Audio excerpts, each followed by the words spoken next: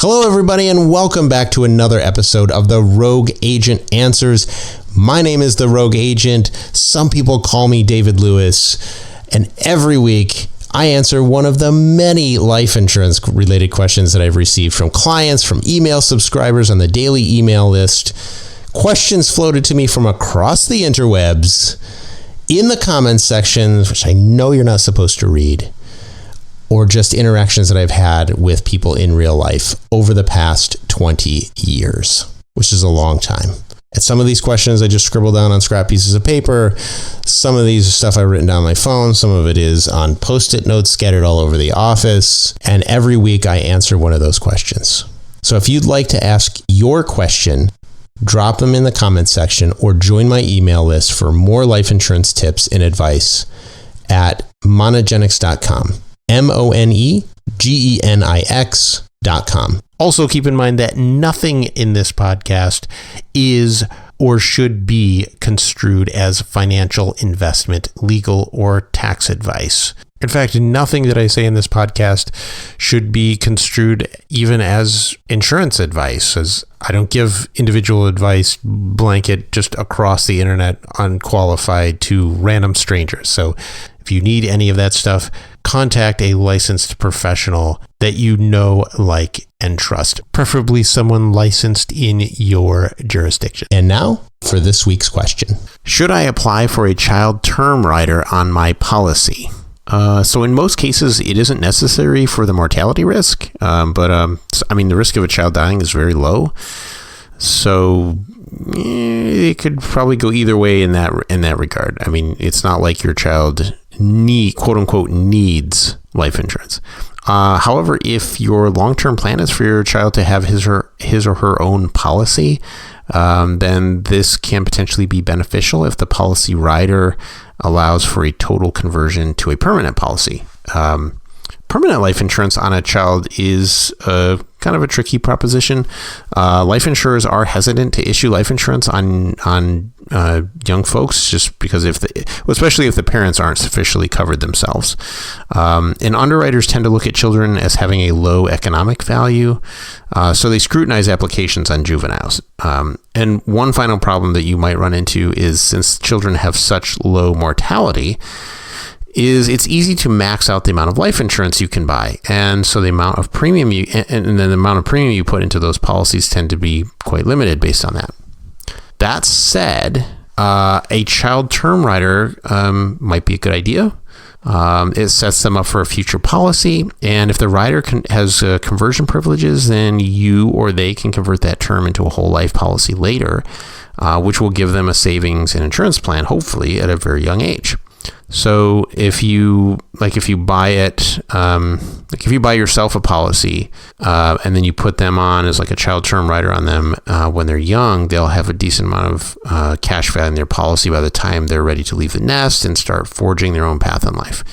Rather, if you buy them a permanent policy, not a term rider policy. So it kind of sounds like I'm saying that maybe you should not be buying a policy for a child. I wanted to kind of cover maybe reasons why you wouldn't. There is one really, really good argument for buying let's say like a participating whole life policy on a juvenile, on a child. And that is that even though, your premiums are probably going to be limited going in there, you don't want to max out their death benefit too early on. It really does set them up in the future for being able to own their own policy. So like 20 years is kind of a long time. But if you buy a policy on a child when they're first born, 20 years means that they're 20 years old. Essentially, they're just starting out in life. And that's one hell of a gift to be giving somebody when they're starting out in life, is to give them kind of a financial head start, I guess, in terms of the cash surrender value of the policy, that they can use to buy their first car, or help pay for college maybe, or start a business. Like if they don't want to, I don't want to get into the whole college, should you go to college or not thing. But I think a lot more people, I would be willing to place a bet that in 20 more years, you're going to see a lot more people going into the trades or starting a business versus getting sucked into going to college for 4 years or whatever.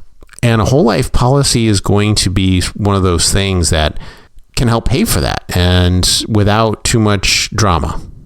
And then be there for them when they get married and have a kid and all this other stuff. So that would be the one big benefit, is getting them kind of a head start on savings, and then teaching them the value of long-term thinking, long-term savings. Otherwise, if you're not committed to doing that, or if that's not something that you want to, because it's going to take a lot of effort. As a parent, it's going to take a lot of effort on your part. And if you don't want to do that, or you don't think you can do that, then that just comes, buying a whole life policy and maintaining it on them just becomes a burden. So it's something that you kind of have to go and jump in with both feet, be committed to. You also have to have sufficient life insurance on your own life. And without getting too far into like parenting philosophy, children learn best when you model the type of behavior that you want them to do. So if you want them to be good savers, guess what? That's the behavior that you have to model. If they see you own a lot of life insurance, especially when they get older, and the kids, they don't really recognize it, but if you're older and they see you own a lot of life insurance, you're a saver, you're very frugal, not frugal in the sense of being a cheapskate, not like pathological or neurotic with money, but they see you like very careful with money, you're very conscientious. That kind of behavior that you model will imprint onto them. Children are for the most part, children don't learn or don't like to learn didactically. It's not like you sit down and teach them, okay, I'm going to teach you about money. They don't learn best that way. They learn best through modeling. If they see you doing something, that's what they're going to do, especially young children, but even older children and even teenagers, they learn through modeling. It's very jarring to see adult authority figures, parents, and other adult authority figures in their life contradicting themselves, doing one thing or saying one thing and doing another. The kids pick up on that. So if you think this is going to be a good avenue for them with like the life insurance thing, be an owner of life insurance. Use life insurance. You don't necessarily have to sit down and teach them like this is how you have to do life insurance, right? But model good behavior. Model the type of behavior that you would want to see in them. By the way, that doesn't guarantee that they will do that, but that tends to be how they learn best. So you want to, whatever behavior you would like to see in them, the best thing you can do is just model that type of behavior. So if whole life insurance is part of that, then make sure that you yourself own and learn about how to use whole life insurance, buy it on them, and then when they come of age, it'll just be an automatic transfer to them. All right, I got a little long-winded, but I hope that helps, and I will see you in the next one. Okay, that's it for this week's question. If you'd like to add your question to the list, just drop them in the comment section or send me an email. And if you want more life insurance tips and advice, just head on over to monogenics.com, monegeniix.com, and sign up for my daily email list.